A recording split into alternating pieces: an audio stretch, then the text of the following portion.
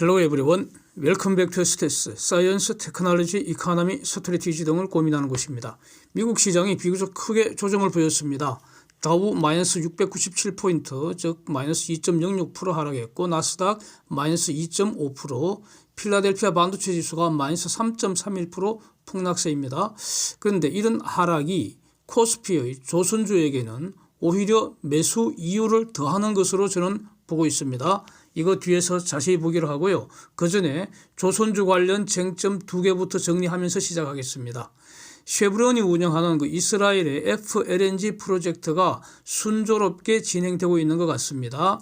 그 레비아탄, Leviathan, 레비아탄.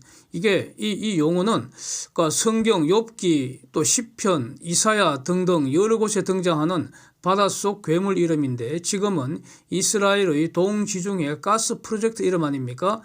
이전에 그 영상 자세히 올린 바가 있기 때문에 반복하지는 않고요. 새로 진전된 사실, 중요한 사실이 있는데 현재 FEED 그 입찰 절차 진행 중이지 않습니까? 여기서 프리-FEED 예산 9,640만 달러가 승인되었다고 2월 21일자 이스라엘 현지 언론 예루살렘 포스트가 지금 보도하고 있습니다.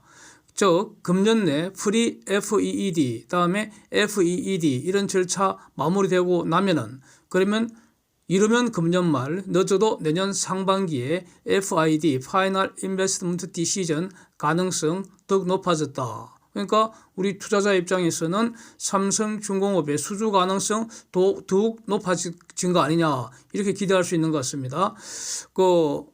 발주를 하기 전에 반드시 지나가는 핵심 중간 절차가 바로 프리-FEED, 그 다음에 FEED, 그 다음에 FID 이런 거 아닙니까? 그래서 프리-FEED 고 설계한 팀이 그 다음에 FEED 설계를 하고 또 그 팀이 FID에서 본계약 수주 받는 게 가장 효율적이고요. 이게 발주자 입장에서도 비용이 절감되는 거 아니겠습니까?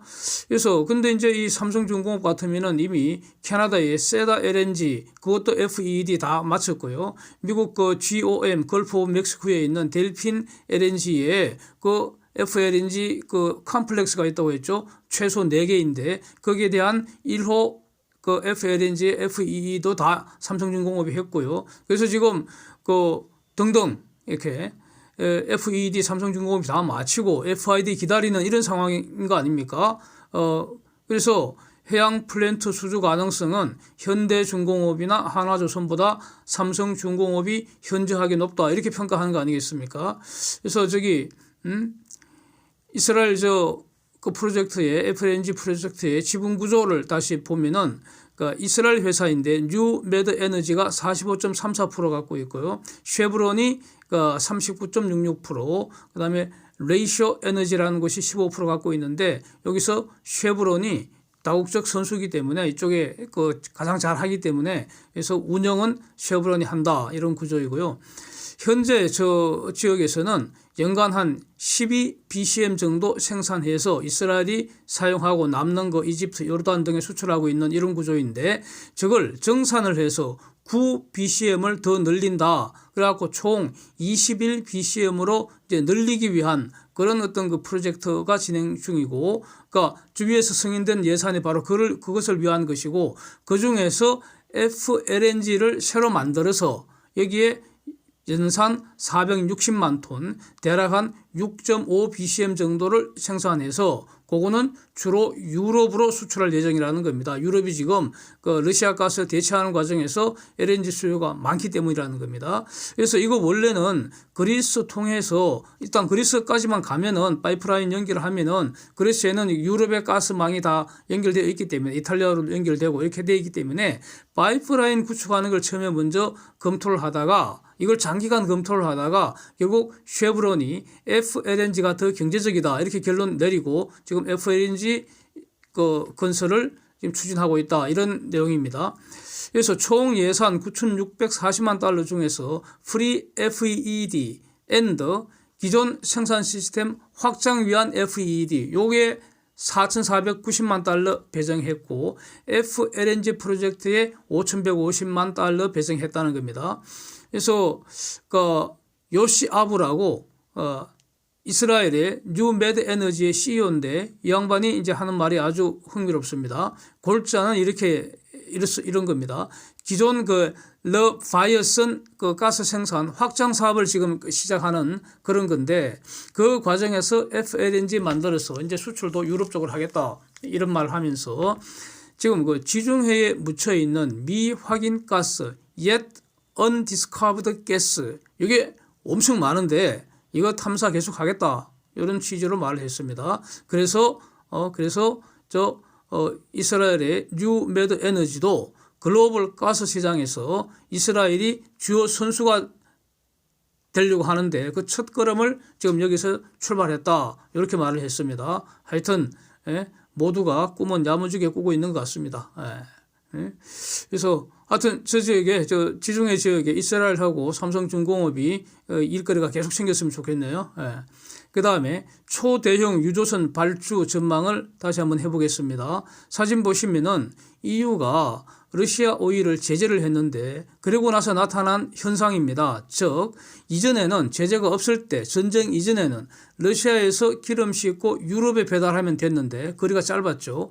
제재 후에는 전쟁 후에는 이제 지금 어떤가 유럽에 공식적으로 갈 수가 없기 때문에 유럽에 안 받는다고요. 오지 마 그래버렸다고. 그러니까 어떻게 합니까? 지중해 지나서 수에즈 운하 지나서 인도까지 배달한다는 겁니다. 이게 지금 확인이 된 그런 사진입니다. 그래서 저 빨간 점이 있는 게 바로 그 러시아 유조선 흔적이라는 겁니다. 옛날에는 저러지 않았다고요. 즉 배달 거리가 훨씬 길어졌다. 유조선 한 척이 배달하는 물량이 줄었다는 거 아닙니까? 그러니까 유조선 공급 줄어드는 효과 아닙니까? 그러니까 유조선의 용선 가격이 치솟았던 거 아닙니까? 그런데 이제 가격은 언제나 오르락 내리락 하는 거기 때문에 최근에는 고점보다는 약간 좀 내렸다 이런 어떤 보도가 있지만 그러나 기본적인 그 용선 지수는 굉장히 강세 구간입니다. 컨테이너 운임 지수하고는 다르다는 거죠. 그러니까 유조선 운임 지수는 지금 강세 구간이라는 겁니다. 그 다음에 또 다른 사실은 삼성중공업 선종별 수주잔고 거래량 다시 한번 보시죠. 그러니까 지금 최근 데이터는 1월까지 나와 있는데 가령 컨테이너 선박 부분 한번 보십시오. 20년 12월 수주잔고가 8척까지 줄어들었습니다.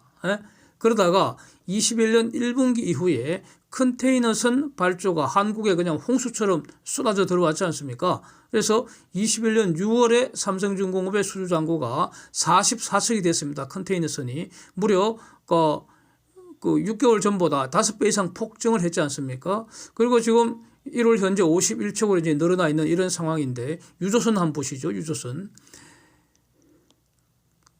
금년 1월 현재 14척으로 크게 감소한 상태입니다. 20년 2월의 37척과 비교하면 계속 줄어들었다 이런 거 아닙니까? 즉 최근 3년여 동안 대형 유조선 발주 가뭄이었다 이렇게 평가되는 거 아니겠습니까? 그래서 앞으로 당연히 증가하지 않겠나 유조선 증가하지 않겠나 이렇게 기대하는 게 맞는데 여기에 상황을 더해주는 세 번째 사실이 있습니다. 최근 인도 정부의 조치입니다. 매우 주목해야 할 그는 정책이라고 보여지는데 항만의 오염 방지하고 IMO의 환경 규제, 즉 배출 규제, 탄소 배출 규제 그 대응을 하기 위해서 지금 IMO 기준은 뭡니까?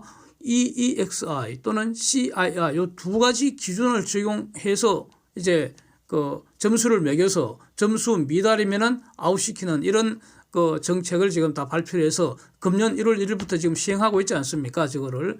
근데 EEXI, CII 저 용어를 딱 봐서 뭘 어떻게 한다는 건지 와 닿습니까? 아무것도 저게는 그 내용이 없습니다. 저 자세히 공부를 해야 됩니다. 그래서 그 자세하게 정리한 내용을 영상을 올려둔 바가 있는데 지금 그걸 반복하려는 게 아니고요. EEXI, CII 저 적용 기준은 복잡합니다.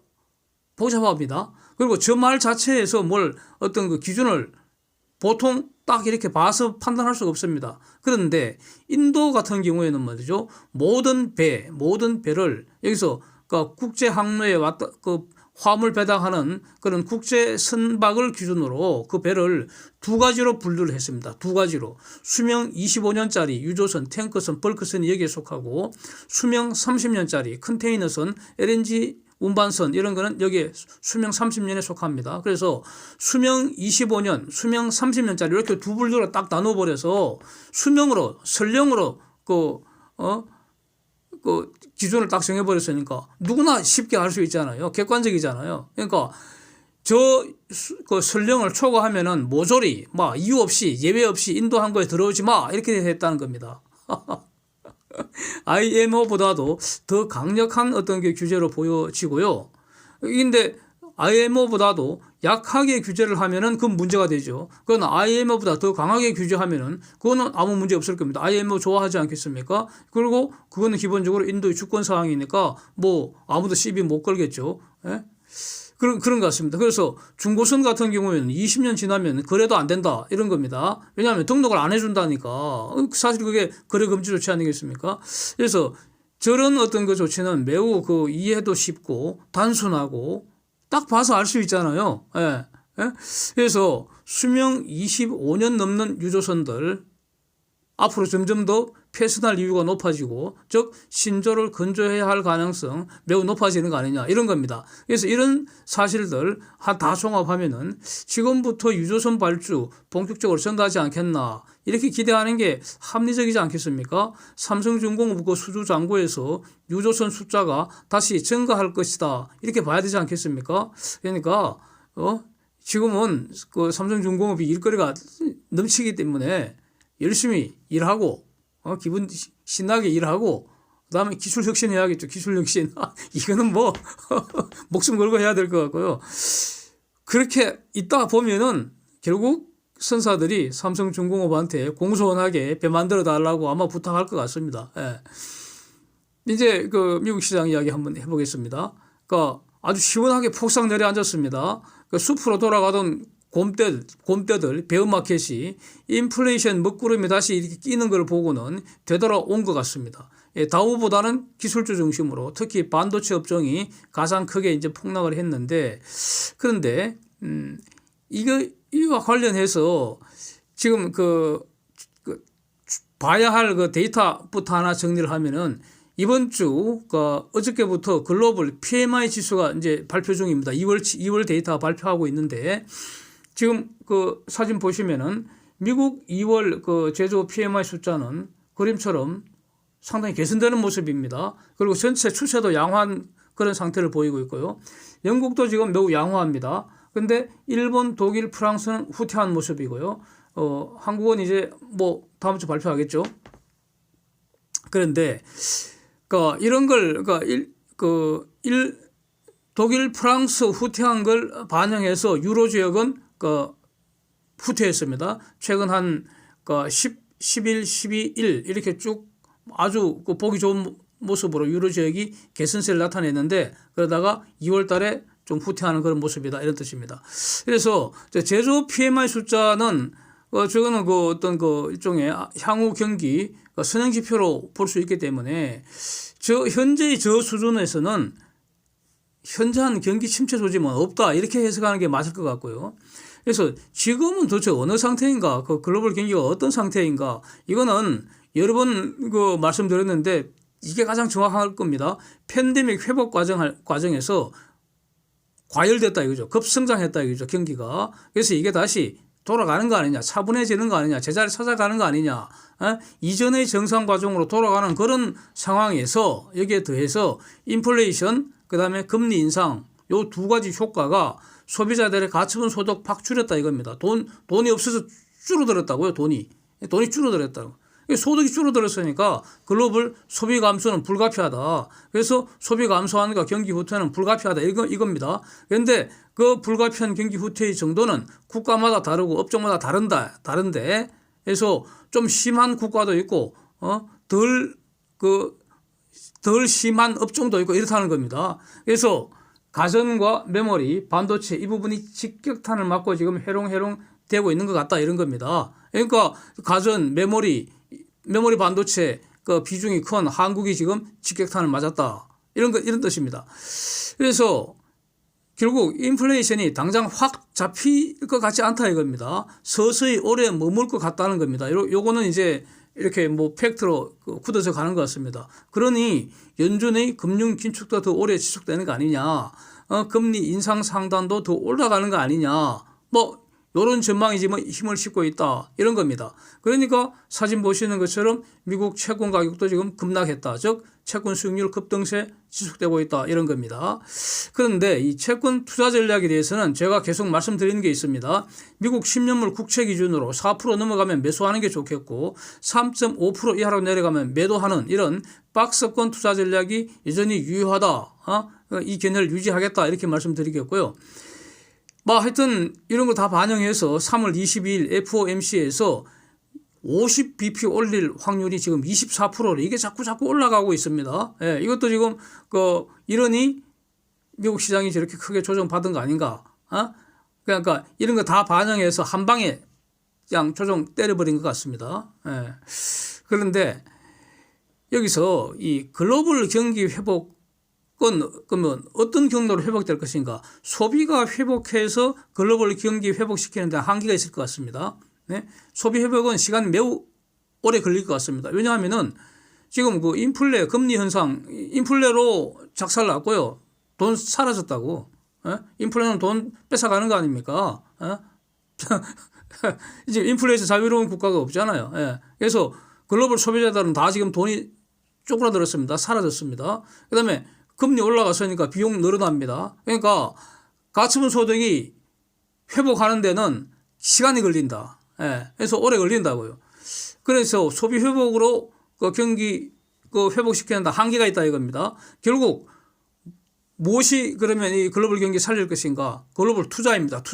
투자가 살리게 되는데 그 투자가 아이러니하게도 준공 아웃시키고 공급망 대체하는 투자가 중심이 되지 않을까, 이렇게 저는 정리가 됩니다. 그래서 중공 경제가 추락하더라도 글로벌 경제는 단기 조정을 거쳐서 결국 회복 경로로 간다고 저는 보고 있고요. 그러나 중공 경제는 지속해서 시궁창길을 걸어갈 것 같습니다. 이런 상황입니다. 그런데 조선업은 어떤가? 지금 그 선박 투자하고요, 플랜트 투자한다. 이거 결국 투자인데, 선박 발주하는 것도 선박 투자입니다. 투자. 건설 투자 아니게 건조 투자 아닙니까? 선박이라는 장비에 해당 건조 투자입니다. 선박은 다른 거 하기 위한 수단에 불과하니까 저건 장비이죠. 그래서 장비에 투자하고 플랜트 투자하는 이 결정은 무엇을 노리고 지금 투자하는 것이겠습니까? 그거는 지금 진행 중인 저 경기 후퇴에 대응하는 게 아닙니다. 그게 아니고 5년 후, 10년 후, 20년 후에 글로벌 경제 상황에서 주도권을 장악하기 위한 이런 투자가 지금 조선업에 진행되고 있다 이런 겁니다. 그래서 현재의 경기 후퇴에 직접 영향받지 않는다는 겁니다. 이게 바로 조선업종 고유의 경기 사이클이 지금 호황기 시작했다. 진행 중이다 이렇다는 뜻이고요. 근데 이 조선업종의 현재의 호황 사이클에는 에너지 전환 시대라는 이런 시대적 특수가 지금 더해져서 이 사이클이 더 커질 것 같다 이런 뜻입니다. 그래서 여기서 이제 중요한 거, 조선업 주식은 코스피에만 있다는 겁니다. 코스피에만 있습니다. 글로벌 투자 선수들이 이제 중공 주식을 사겠습니까?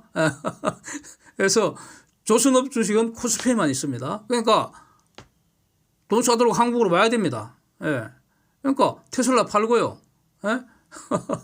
마이크론 테크놀로지 팔고 하이닉스 팔고 삼성중공업 매수하는 게 현명하다. 이렇게 정리하면 되겠습니다. Thanks for watching. See you next.